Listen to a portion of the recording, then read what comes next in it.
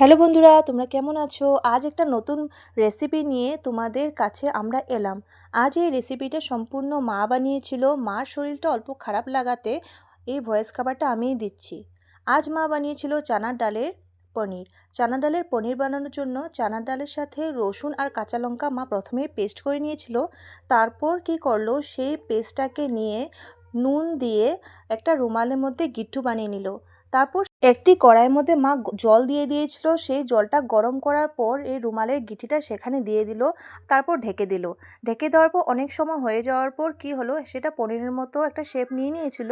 সেটাকে নামিয়ে নিল। নামানোর পর সেটাকে ভালোভাবে খুলে দেখলো যে হয়েছে কি না। হয়ে যাওয়ার পর সেটাকে পনিরের মতো করে ছোট ছোট করে কেটে নিল। দেখেছো, খুব সুন্দর লাগছে দেখতে। আর কাটাটা খুব সুন্দরভাবেই করতে হবে, মা সুন্দরভাবেই করেছিল।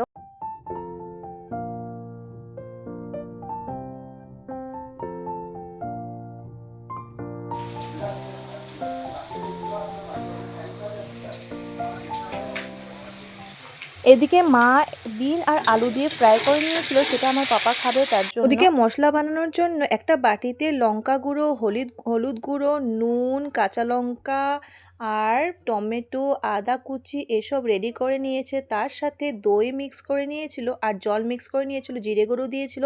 এসব দিয়ে একটা মশলা বানিয়ে নিয়েছিল। তারপর কি কি করেছে সেটা তোমরা দেখো।